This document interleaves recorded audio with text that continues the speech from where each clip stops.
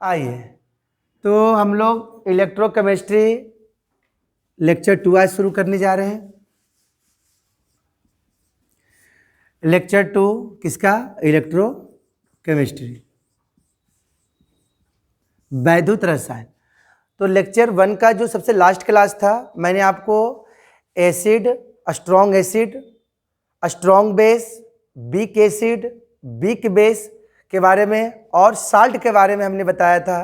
ठीक है, और समझिएगा, जैसे हमने बोला आपको दे दिया HCl और आपको हमने दे दिया HCOOH। अब ये दोनों टूटेगा, तो दोनों टूटेगा कैसे टूटेगा भाई? तो ये टूटेगा H+ में, ये टूटेगा Cl1। अगर इनको तोड़ने की बात हो तो ये कैसे टूटेगा सर? क्योंकि दोनों एसिड है, एक स्ट्रॉन्ग एसिड है और एक वीक एसिड है। स्ट्रॉन्ग एसिड क्यों है सर और वीक एसिड क्यों है सर? तो देखिए, जिनके पास कार्बन हो वो होता है वीक एसिड। ठीक है, अभी कैसे टूटेगा सर? तो देखिए, एसिड का क्या काम होता है? H+ को देना, तो H+ आप यहाँ से ले लीजिए। जैसी H+ दीजिएगा तो इनके पास क्या बचेगा? देखिए, CH कर दीजिए पहले, फिर COO, A+ था तो बगल वाला क्या हो जाएगा? माइनस। तो देखिए, ए आदमी टूटने के बाद ये भी H+ दे रहा है, ये भी प्लस दे रहा है, तो ये हमारा स्ट्रॉन्ग हो जाएगा और ये हमारा क्या हो जाएगा? वीक। तो इसे सारे मैंने प्रीवियस वाले क्लास में आपको क्या किया था? बता दिया था। आज हम लोग बात करेंगे electrolyte, strong electrolyte, weak electrolyte, उसके बाद नन इलेक्ट्रोलाइट, उसके बाद बात करेंगे इलेक्ट्रोड पर, और उसके बाद फिर बात करने जा रहे हैं इलेक्ट्रोलाइटिक से लेकर 2 नंबर का इंपॉर्टेंट क्वेश्चन आपको बताया जाएगा। ठीक है, तो हम लोग शुरुआत करते हैं। ये लेक्चर 1 का कहानी था। अब हम लोग बात करते हैं लेक्चर 2। तो आप लोग हेडिंग लगाओ सब मिलके।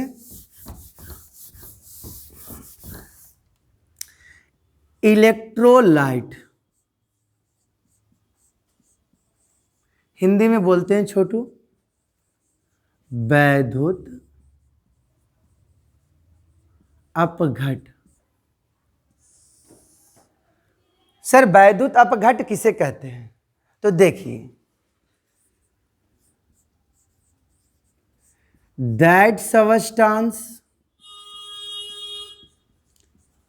whose aqueous solution passes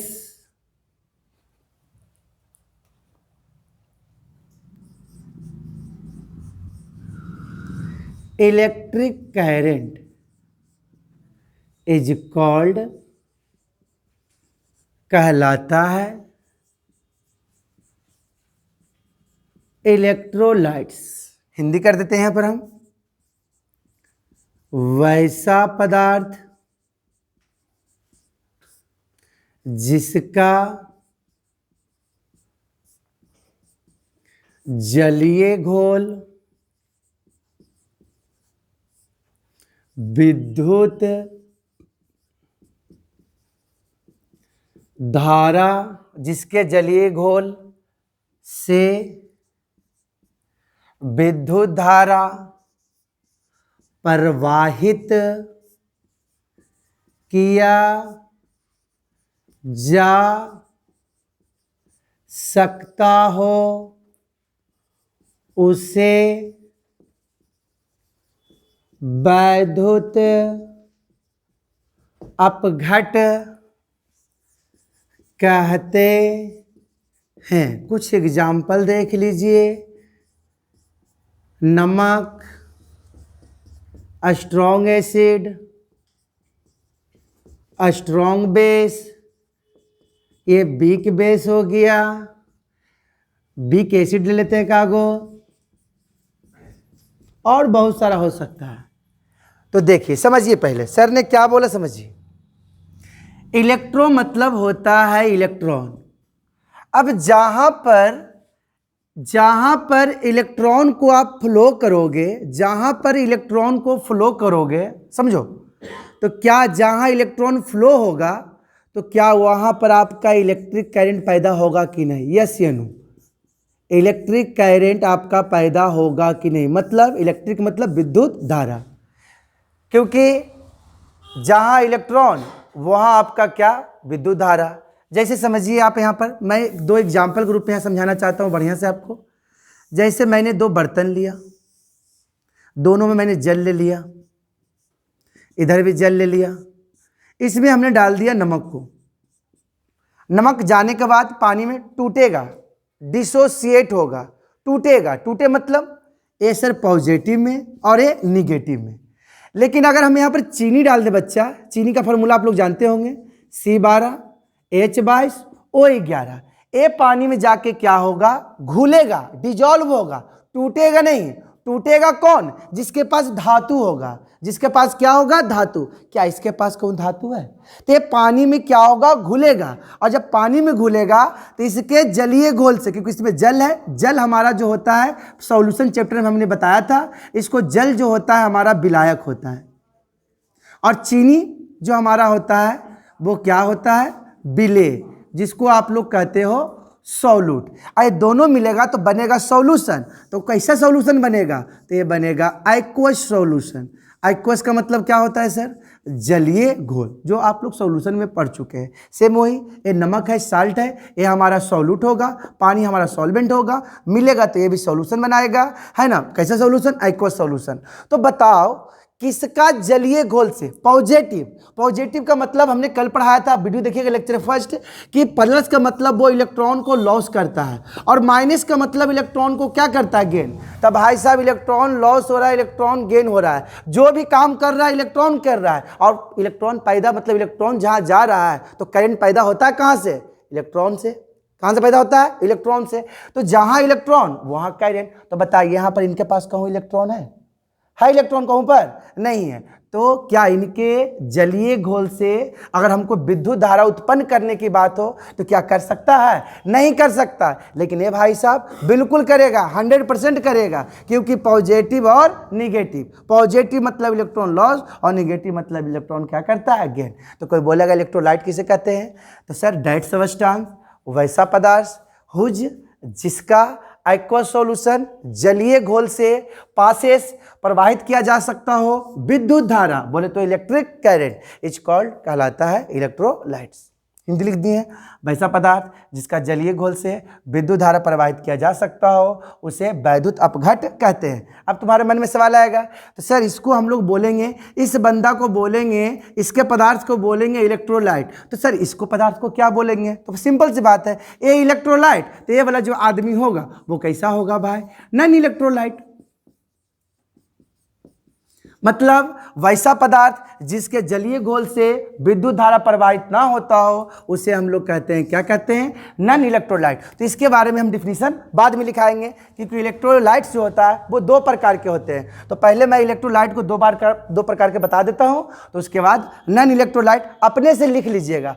non electrolyte कैसे लिखाएगा, तो इंग्लिश वाला क्या करना, दैट सब्सटेंस, इसके बारे में बोलो, इसके बारे में अपने से लिख सकता है, ठीक है। देखिए that substance whose aqueous solution, खाली बस यहाँ लगा देना डज नॉट, क्या लगा देना, डज नॉट, क्या लगा देना, डज नॉट पासेस, क्या भाई, electric current is called electrolyte. यहाँ इलेक्ट्रोलाइट हट जाएगा और यहाँ पर क्या आ जाएगा, नॉन इलेक्ट्रोलाइट। हिंदी वाला क्या करना, हिंदी वाला क्या करना, वैसा पदार्थ जिसका जलीय घोल से विद्युत धारा प्रवाहित नहीं, क्या कर देंगे, नहीं किया जा सकता हो उसे कहते हैं वैद्युत अपघट। वैद्युत अपघट बोलते हैं, वैद्युत क्या बोलते हैं, अपघट बोलते हैं। तो सर इसका एग्जाम्पल तो आपने बहुत सारा दे दिया, क्या इसका एग्जाम्पल खाली चीनी हो सकता है, नहीं, इसका एग्जाम्पल चीनी नहीं हो सकता है। इसका एग्जाम्पल अगर आपको देना है नॉन इलेक्ट्रोलाइट को तो आप चीनी डाल सकते हैं, C12H22O11, ग्लूकोज, यूरिया, यूरिया का फॉर्मूला जानते होंगे तुम लोग, सुक्रोज, फ्रुक्टोज, ये सारा चीज़ चला जाएगा आपका क्या में चला जाएगा, नॉन इलेक्ट्रोलाइट। तो नॉन इलेक्ट्रोलाइट क्या करना, इसके बाद लिखना, ये दो तरह का होता है, और उसके बाद अगर घर पे लिखने का रहे आप लोग अपने से लिख लेना, ठीक है। तो इलेक्ट्रोलाइट क्या किसे कहते हैं, समझ में आ गया, वैसा पदार्थ जिसका जलीय घोल से, घोल कैसे बना सर, सॉल्यूशन कैसे बना सर, तो ये सॉल्वेंट है और ये क्या है, सॉल्यूट है। सॉल्वेंट और सॉल्यूट मिलता है तो हमारा क्या बनता है, सॉल्यूशन, जो सारे बच्चे पढ़े हैं, ठीक है ना। तो इसका जलीय घोल से विद्युत धारा काहे होगा सर, तो इनके पास पॉजिटिव है, धातु है, धातु इलेक्ट्रॉन को लॉस करता है और धातु इलेक्ट्रॉन को गेन करता है, और इलेक्ट्रॉन जहाँ, वहाँ पर तो इलेक्ट्रॉन होता है, वहाँ जहाँ होता है इलेक्ट्रॉन वहाँ पर क्या होता है, करंट होता है, क्योंकि करंट पैदा कहाँ से होता है, फ्लो ऑफ इलेक्ट्रॉन, जहाँ इलेक्ट्रॉन बहता है, चलता है, करंट मतलब फैलता है, तो वो सारे के सारे हमारे जो हो जाएंगे वो इलेक्ट्रोलाइट। और एग्जाम्पल NaCl, देखिए टूटेगा, plus minus loss gain, plus minus loss gain, plus minus loss gain, इस पर 2 प्लस होता है, वैलेंसी आप लोग को बताए थे, और इसका तो 1 होता है, लेकिन इनकी संख्या तोड़ने के बाद पता चल जाएगा। ये अभी तोड़ने के लिए बताए हैं, क्या टूटेगा यहाँ से, एसिड है तो प्लस देगा, ये अलगे हो जाएगा माइनस में। चलिए तो इसको उतार लीजिए, खींच ले फोटो, तू सब मोबाइल लावे हैं। तो स्ट्रॉन्ग इलेक्ट्रोलाइट के बारे में हम लोग बात कर लिए। अब स्ट्रॉन्ग इलेक्ट्रोलाइट 2 तरह का होता है, ठीक है, एक मजबूत होता है मतलब स्ट्रॉन्ग होता है, और एक कमज़ोर होता है। तो एक हम बता देते हैं, एक आप लोग कर लीजिएगा। तो लिखिएगा, देयर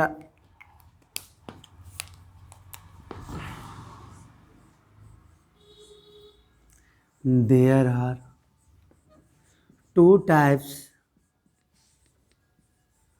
ऑफ इलेक्ट्रोलाइट्स।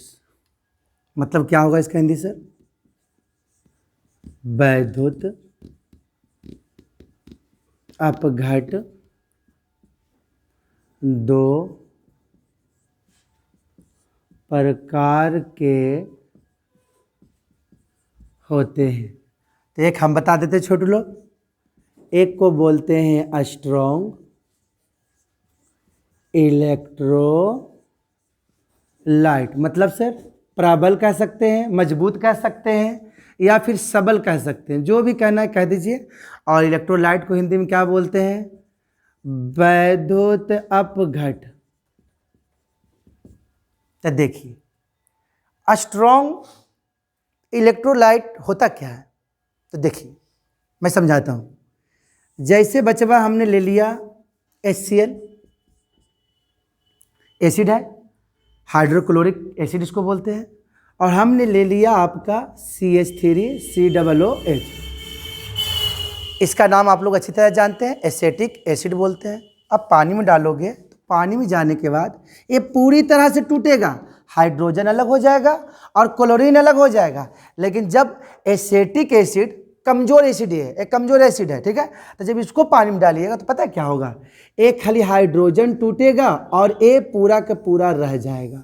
मतलब कहने का मतलब ऐसा हम दिखा देते हैं, या CH3COO माइनस और प्लस H, क्या इसके अंदर ए टूटा, नहीं टूटा, ए टूटा, नहीं टूटा। तो कहने का मतलब स्ट्रॉन्ग और वीक का मतलब जो वैसा पदार्थ जो आयन में, वैसा पदार्थ जो आयन में, आयन 2 तरह का होता है, एक पॉजिटिव है एक निगेटिव। वैसा पदार्थ जो आयन में 100% मतलब कंप्लीटली टूट जाता हो, पूरी तरह से टूट जाता हो बचवा, तो उसको बोलेंगे क्या, स्ट्रॉन्ग। और जो पदार्थ आयन में टूटता हो लेकिन पूरी तरह से नहीं, पूरी का मतलब ए अलग हो जाता है, ए अलग हो जाता है, ए अलग हो जाता है, जैसे एज लाइक स्ट्रॉन्ग की तरह। देखिए H अलग हो गया, Cl अलग हो गया, तो इसी तरह से अगर ये हो जाता तो ये हमारा चला जाता स्ट्रॉन्ग में, लेकिन ये पूरी तरह से नहीं टूटा, नहीं टूटा, तो इस बंदा को हम लोग कहेंगे वीक। वीक मतलब कमजोर। तो हम इसको लिखा देते हैं, आप लोग फटाफट लिख लीजिए, ठीक है, लिखिएगा, that substance which is completely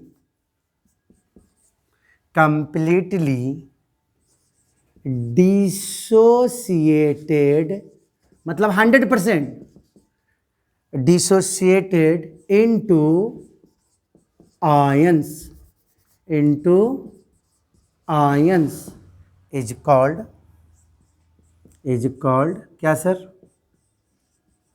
strong electrolyte. Light. Example के रूप में क्या होगा, तो जितने भी आपको मैंने एग्जाम्पल पहचानने के लिए सिखाया था, स्ट्रॉन्ग एसिड जितना स्ट्रॉन्ग है, स्ट्रॉन्ग बेस, स्ट्रॉन्ग एसिड जिस एसिड के पास कार्बन ना हो, जैसे देखिए क्या यह स्ट्रॉन्ग एसिड है, क्या स्ट्रॉन्ग एसिड है, बेस, क्या यह स्ट्रॉन्ग बेस है। बेस के बारे में क्या बताए थे कि प्रथम ग्रुप का जो भी तत्व होगा, हेलिना कब्र से फरार, अगर उसके साथ जुड़ जाता हो OH तो वो तुम्हारा क्या होगा, स्ट्रॉन्ग होगा। क्या होगा, स्ट्रॉन्ग। तो बेस स्ट्रॉन्ग, एक और स्ट्रॉन्ग बेस ले लेते हैं, KOH ले लेते हैं, ये भी है प्रथम ग्रुप का। और नमक, जितने भी साल्ट होते हैं सब के सब स्ट्रॉन्ग होते हैं, क्योंकि नमक जो होता है पूरी तरह से टूट जाता है, तो टूट जाता है तो नमक ले लेते हैं, NaCl, KCl डॉट डॉट कर देते हैं। ठीक है, तो ये हो गया। अब इसका हिंदी के लिए जगह नहीं है, तो हम चाहते हैं कि हिंदी में बोल के लिखा देता हूँ, है ना, आप लोग लिख लीजिए। अच्छा ठीक है, जगह है। थोड़ा कैमरा घुमा भाई साहब, हिंदी में यहाँ कर देता हूँ बच्चा। ठीक है, क्या जी हो रहा है हिंदी, हाँ, वैसा पदार्थ जो आयनों मतलब प्लस और माइनस, आयनों में पूरी तरह से टूट जाता हो उसे वैद्युत अपघट कहते हैं। वैसा पदार्थ जो आयन में 100% मतलब पूरी तरह मतलब जहाँ पूरी लग गया समझिए 100% टूट जाता हो तो वो वैद्युत अपघट। और पूरी तरह से कौन टूटेगा, तो जो आपका स्ट्रॉन्ग एसिड हो गया, स्ट्रॉन्ग बेस हो गया, लेक्चर पिछले देख लीजिएगा। और नमक तो 100% टूटना ही टूटना है। ठीक है, चलिए फटाफट उतार लीजिए इसको।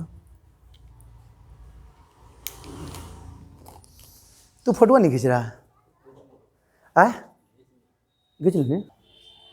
आइए, तो मैंने स्ट्रॉन्ग लिखा दिया है, आप लोग बिग लिख लीजिए। खाली हम एग्जाम्पल दे देते हैं, बिग बिल्कुल लिखा जाएगा, कैसे लिखाएगा हम बता देते हैं।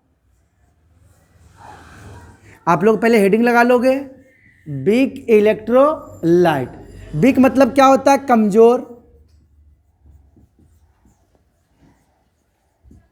या दुर्लभ। और इलेक्ट्रोलाइट को तो हिंदी जान ही रहा है तुम लोग, हिंदी बहुत बड़ा होता है, लिखते लिखते थक जाते हैं। देखिए क्या करिएगा इसमें, इंग्लिश वाला क्या करना है, खाली लगा देना है ना, नोट लगा देना है। और हिंदी वाला क्या करिएगा, वैसा पदार्थ जो आयन में, इसका डिफिनेशन बोल रहे हैं, वैसा पदार्थ जो आयन में टूटता तो हो लेकिन पूरी तरह से नहीं टूटता। मतलब वो अगर स्ट्रॉन्ग रहेगा तो 100% टूट जाएगा, लेकिन वीक रहेगा तो 90% टूटेगा, मतलब 100 से नीचे रहेगा, मतलब जो पूरी तरह से नहीं टूटता हो। तो अगर इसका डिफिनेशन बोलेंगे तो कैसे लिखिएगा, वैसा पदार्थ जो आयन में, वैसा पदार्थ जो आयन में पूरी तरह से नहीं टूट पाता हो उसे दुर्लभ या कमजोर वैद्युत अपघट कहते हैं। ठीक है, लिखा जाएगा। एग्जाम्पल क्या देंगे सर, तो कमजोर एसिड और कमजोर बेस। तो कमजोर एसिड पहचानने के ट्रिक बताए थे, याद करो। कमजोर एसिड के लिए सर क्या बताए थे, जिस एसिड के पास कार्बन हो, जैसे सर फॉर्मिक एसिड कमजोर, एसेटिक एसिड कमजोर। और दोनों सेम एग्जाम्पल थे, थोड़ा अलग देते हैं, इसको हटा देते हैं, इसके जगह पर क्या डाल देते हैं।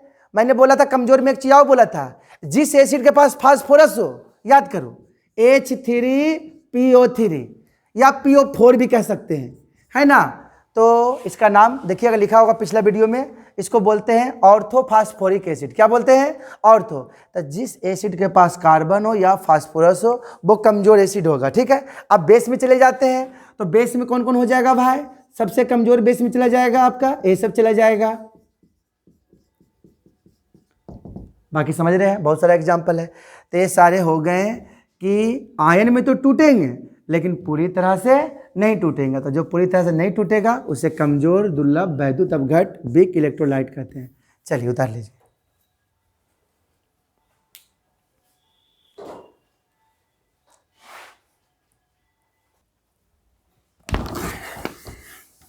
देखिए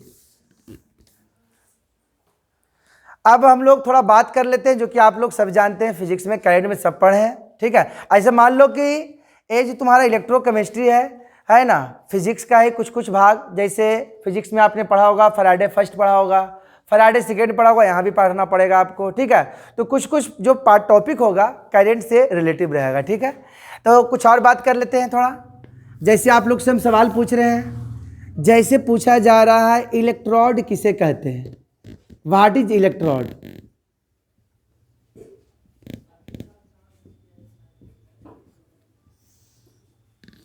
इलेक्ट्रोड किसे कहते हैं, तो क्या कहेंगे, बहुत सिंपल सा बात है, दी रड्स या plates are connected with battery, connected with battery कहलाता है, इज कॉल्ड, क्या कहलाता है सर, इलेक्ट्रोड। कहने का मतलब यह हुआ छोटू। अब हम लोग इलेक्ट्रोड के रूप में क्या क्या केमिस्ट्री में यूज कर सकते हैं, तो या तो कार्बन का वो छड़ हो सकता है, रेड को हिंदी में छड़ बोलते हैं, प्लेट बोलते हैं, है ना, या तो ग्रेफाइट ले सकते हैं छोटू, ये सारे हम लोग केमिस्ट्री का इलेक्ट्रोड है, या हम लोग प्लेटिनम ले सकते हैं छोटू, या फिर जिंक का ले सकते हैं, कॉपर का ले सकते हैं, ठीक है। तो इसका हिंदी क्या होगा सर, तो कहता है वैसा छड़ या प्लेट, वैसा छड़ या प्लेट जो बैटरी के साथ जुड़ा हुआ रहता हो, उसे कहते हैं इलेक्ट्रोड। हिंदी इंग्लिश दोनों एक ही होता है, ठीक है। जैसे देख सकते हैं छोटा सा फिगर के रूप में, जैसे देखिए मैं इसमें 2 रड डाल देता हूँ, 2 रड डाल दिया, इस रड को हम क्या करें, बैटरी से कनेक्ट, कुछ देर के बैटरी का मान लेते हैं, ठीक है, इसको हम बैटरी का मान लेते हैं। तो ये जो रड दिख रहा है या तो कार्बन का हो सकता है रड, या तो आपका ग्रेफाइट का हो सकता है, या तो प्लेटिनम का, या तो जिंक का, या तो कॉपर का, कोई चीज़ का भी रड या प्लेट हो सकता है, रड या प्लेट जो भी बोल सकते हैं। अगर वो बैटरी से कनेक्ट रहे, तो ये जो रड दिख रहे हैं, इस रड को ही कहा जाता है, क्या कहा जाता है, इलेक्ट्रोड कहा जाता है। तो वही लिखा है, द रड्स या plates are connected with battery is called electrode, ठीक है। ये 2 तरह का होता है, आप लोग जानते होंगे, एक को एनोड कहा जाता है, दूसरा को कैथोड कहा जाता है। एनोड किसे कहेंगे, कैथोड किसे कहेंगे, उसको भी लिखा देते हैं। चलिए इसको फटाफट काम कर लीजिए।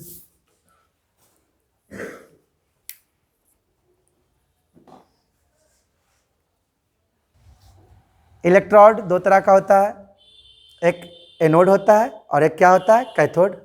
तो लिखेंगे there are 2 types, there are 2 types of electrode. पहला होता है आपका एनोड, एक हम लिखा देंगे और एक आप लोग कर लीजिएगा, ठीक है, एक पर एक फ्री है। तो सर एनोड किसे कहेंगे सर, तो कहता है diet electrode which is connected with positive pole of battery is called, क्या कहलाएगा, एनोड कहलाएगा। मतलब सर वैसा है इलेक्ट्रोड जो बैटरी के धनात्मक ध्रुव के साथ, बैटरी के धनात्मक ध्रुव के साथ जुड़ा हुआ रहता है, उसे एनोड कहते हैं। तो तुम लोग क्या कर लेना, कैथोड में क्या कर लेना, पॉजिटिव की जगह निगेटिव कर लेना और धनात्मक जगह क्या कर देना, ऋणात्मक कर देना। तो ये हो गया एनोड और कैथोड, खुद से लिख लेना, ठीक है ना। चलिए कर लीजिए प्राउड, तुम लोग उतार लो। एक चीज और देख लो, 2 नंबर वाले।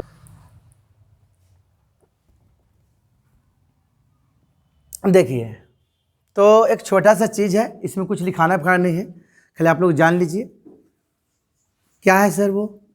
इसको बोलते हैं इलेक्ट्रोलाइसिस, हिंदी में इसको बोलते हैं छोटू वैद्युत अपघटन।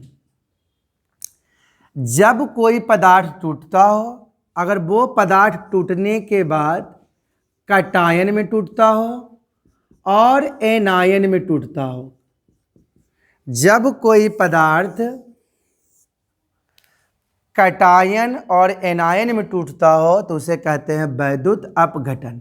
जैसे कहने का मतलब NaCl है, तो Na टूटेगा कैटायन वाला में और Cl टूटेगा ऋणायन, जिसको एनायन बोलते हैं, हिंदी में ऋणायन बोलते हैं। जैसे जिंक सल्फेट, जिंक टूटेगा कैटायन में, 2+ कहाँ से आ गया सर, तो जिंक का 2 वैलेंसी लिखाए थे आप लोग को। और सल्फेट का भी वैलेंसी अगर आपको याद होगा तो सल्फेट के भी हमने 2 वैलेंसी लिखाया था। तो बस याद रखना, इलेक्ट्रोलाइसिस का मतलब होता है कैटायन और एनायन का सम। कैटायन और एनायन के सम हम लोग कहलाता है इलेक्ट्रोलाइसिस। तो इसको नोट में लिख लीजिए। तो हम आपको एक सवाल करा देते हैं, जिसको बोलते हैं इलेक्ट्रोलाइटिक सेल, वैद्युत अपघटन सेल। इसको नोट कर लीजिए। तो उसके बाद हम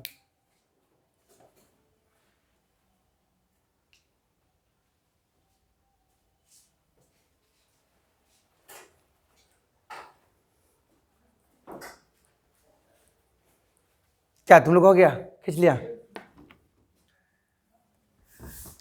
इलेक्ट्रोलाइटिक सेल का मतलब क्या होता है समझिएगा पहले। तो सबसे पहला जान लीजिए कि क्या होता है, पहले समझ लीजिए। जैसे कहता है, यह एक यंत्र होता है, डैट डिवाइस, डिवाइस मतलब यंत्र होता है, डैट डिवाइस इन विच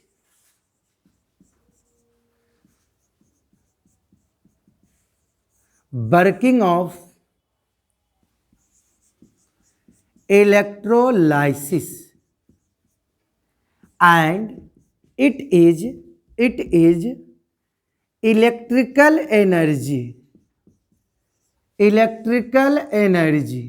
जो इलेक्ट्रॉन, इलेक्ट्रो मतलब इलेक्ट्रॉन, जो इलेक्ट्रॉन से एनर्जी पैदा होता है इसको इलेक्ट्रिकल एनर्जी कहते हैं। तो electrical energy converted into chemical energy, chemical energy is called, कहलाता है इलेक्ट्रोलाइटिक सेल। कहता है वैसा यंत्र जिसमें वैद्युत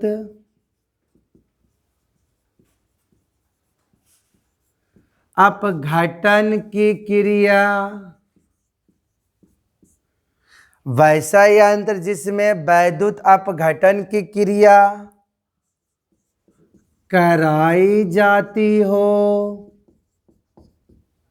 तथा यह विद्युतीय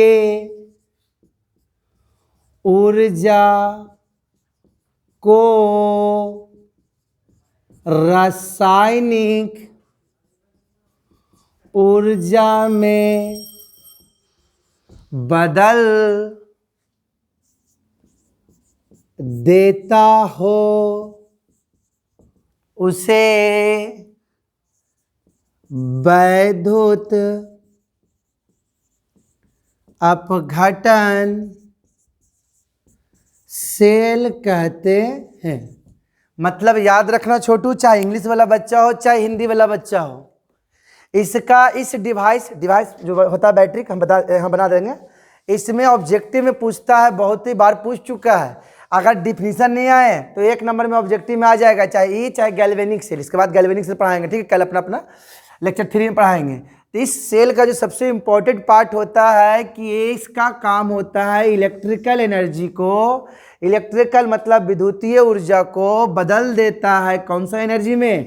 केमिकल। केमिकल का मतलब रासायनिक। तो पूछता है कि ये सेल का क्या काम होता है। तो इस सेल का काम सिर्फ इतने होता है कि विद्युतीय ऊर्जा को बदल देता है रासायनिक ऊर्जा में। और ये कैसा होता है, मैं फिगर बगल में बना देता हूँ, ठीक है, आप लोग देख लीजिए। फिगर बहुत छोटा फिगर है, घुमाओ जी।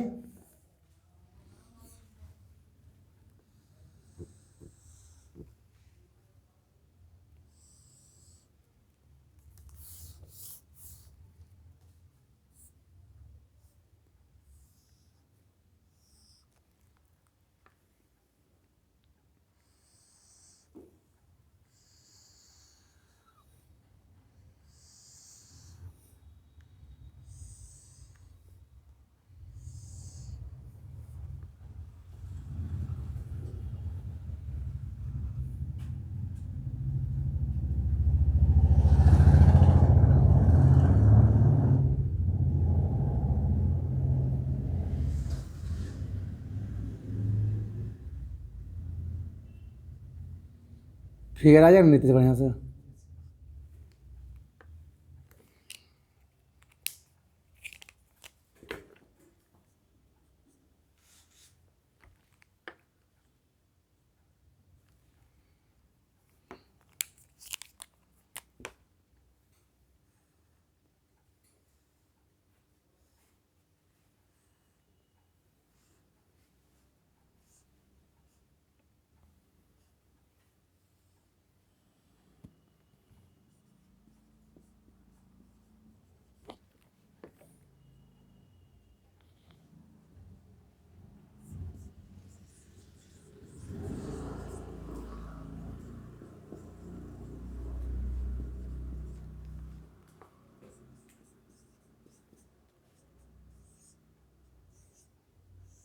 ए जमा होगा Na प्लस जमा होगा कैथोड पर, प्लस वाला आदमी माइनस वाला पर और माइनस वाला आदमी प्लस वाला पर।